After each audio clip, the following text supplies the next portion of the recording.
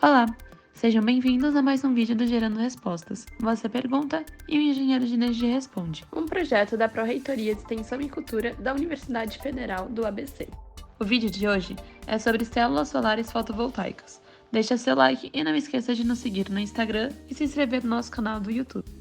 As células fotovoltaicas são unidades básicas que compõem as placas fotovoltaicas. Esses painéis absorvem a energia do sol e a convertem em energia elétrica. Mas aí, bora saber como isso acontece? Células fotovoltaicas são dispositivos formados por materiais semicondutores que têm a capacidade de converter energia solar, proveniente do Sol, em energia elétrica, através do efeito fotovoltaico. A gente vai explicar direitinho o que isso significa e como esse processo acontece. Então vamos começar com os materiais semicondutores. Os semicondutores são sólidos, geralmente cristalinos, e esses apresentam um padrão de simetria em sua composição molecular, como nessa figura. Esses semicondutores possuem condutividade elétrica variável, podendo transitar com certa facilidade entre as funções de condutores, que são aqueles materiais que transmitem a corrente elétrica com mais facilidade, e isolantes, que são aqueles materiais que dificultam a passagem da corrente elétrica. Os semicondutores são intrinsecamente isolantes quando em temperaturas baixas e transitam no estado de condutor em temperaturas elevadas. A grande maioria das células fotovoltaicas são compostas por silício como material semicondutor. Bom, agora que a gente já entendeu o que é um semicondutor, vamos entender como eles convertem energia solar em elétrica nas células fotovoltaicas. Para isso, precisamos lembrar da estrutura básica do átomo. Um átomo é composto por um núcleo de prótons e nêutrons envolto por uma nuvem de elétrons. Na ilustração de um átomo de hélio, por exemplo, vemos o núcleo, que é o ponto rosa, rodeado pelos elétrons que ficam distribuídos em toda a região preta e cinza. Os elétrons ficam organizados em camadas ao redor do núcleo, que podem chegar a 7. Cada camada pode comportar um número variável de elétrons, entre 2 e 32. Cada átomo possui um número diferente de elétrons distribuídos nas camadas. Dependendo do átomo, algumas camadas ficam vazias, enquanto as mais próximas do núcleo ficam ocupadas. A chamada camada de valência é a última camada ocupada por elétrons, e é a que fica mais longe do núcleo atômico. A estabilidade no átomo, então, é adquirida quando ele tem 8 elétrons na camada de valência. Átomos que não têm 8 elétrons na camada de valência precisam fazer ligações químicas para a aquisição dos elétrons que faltam. O silício, por sua vez, tem 4 elétrons na camada de valência. Assim, cada átomo de silício precisa adquirir 4 elétrons adicionais para atingir estabilidade. Quando outros átomos de silício estão próximos, eles podem se ligar quimicamente entre si. Cada átomo de silício se liga a outros 4 átomos de silício através de uma ligação conhecida como covalente, e então atingem a estabilidade. Nesse tipo de ligação, os átomos compartilham os elétrons de sua camada de valência para chegar aos 8 necessários à sua estabilidade. O átomo de silício compartilha um elétron com cada um dos 4 átomos ao seu redor, e cada um desses outros 4 átomos compartilham um elétron com ele. Dessa forma, os átomos de silício adquirem os 8 elétrons na camada de valência e formam grandes redes cristalinas. Em um material semicondutor como o silício, a ligação covalente formada entre cada um dos átomos na estrutura manteria cada um dos elétrons em seu devido lugar na camada de valência. Contudo, apenas para as temperaturas de zero absoluto, 0 Kelvin ou menos 273,15 graus Celsius, todos os elétrons ficam presos nas ligações. Para temperaturas acima desta, como a temperatura ambiente, alguns dos elétrons podem ganhar energia suficiente para escaparem das ligações, para a camada exterior à camada da valência. Essa camada é chamada de condução, e se movem livremente então pela rede cristalina do material. Quando o elétron, em vermelho no desenho, ganha energia suficiente para se mover pelo material, ele deixa um espaço vazio para trás.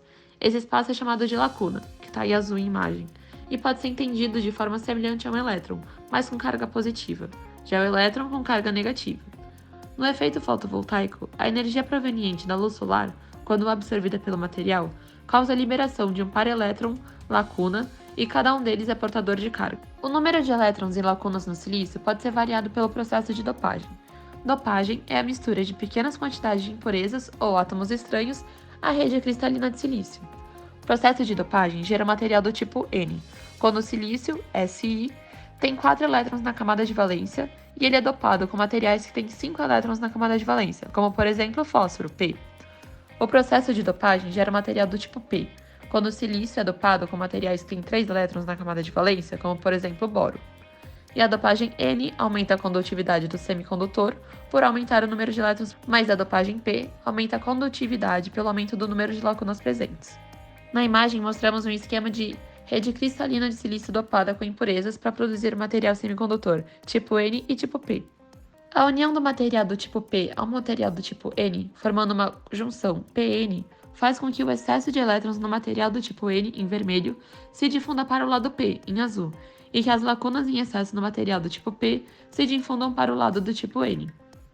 O movimento de elétrons para o lado do tipo P expõe núcleos de carregados positivamente, íons positivos, no lado do tipo N, enquanto o movimento de lacunas para o lado do tipo N expõe núcleos carregados negativamente, ou seja, íons negativos, no lado do tipo P, e formando uma região intermediária chamada de região de depleção. Nessa região, o campo elétrico varre rapidamente os portadores de carga, que são os elétrons livres e as lacunas. Portanto, a região fica sem portadores livres. Assim, o campo elétrico tende a manter as lacunas no material do tipo P e os elétrons no material do tipo N. No entanto, mesmo em equilíbrio, alguns portadores de carga têm energia suficiente para atravessar a região de depleção. Elétrons livres são portadores majoritários se estiverem no material N, e são portadores minoritários se estiverem no material P.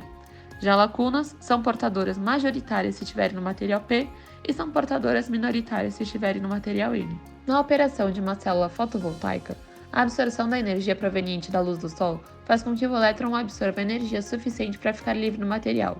Quando isso ocorre, também surge o aparecimento de uma lacuna. A coleta dos portadores gerados, o par elétron-lacuna, pela junção PN, evita a recombinação deles. A separação ocorre pela ação do campo elétrico existente na junção PN. Nessa animação, a lacuna, em azul, é gerada no material N, onde ele é um portador minoritário. Quando ela atinge a junção PN, ela é movida para o material P, onde ela se torna um portador majoritário. Já o elétron, em vermelho, gerado pela ação da luz sobre o lado N, é movido através do mesmo lado N, onde é um portador majoritário. Lá, ele é conduzido por um circuito externo, onde poderá acionar cargas elétricas dos mais variados tipos, como lâmpadas, motores, eletrodomésticos, aparelhos eletrônicos, etc. Ao acionar essas cargas, o elétron usa a energia adquirida no início do processo. Então, a energia solar captada pela célula fotovoltaica é transmitida e, por fim, utilizada nas cargas. Após isso, o elétron, que fica com menos energia, é conduzido pelo circuito até o material P, onde se torna um portador minoritário e se recombina com a lacuna. As células fotovoltaicas são fabricadas em conjuntos que formam os chamados módulos fotovoltaicos. Em uma instalação fotovoltaica, podem ser utilizados um ou mais módulos fotovoltaicos, dando origem aos arranjos fotovoltaicos. Esperamos que tenha curtido o assunto. Não esqueça de deixar o seu like e seu comentário e seguir a gente para mais conteúdos.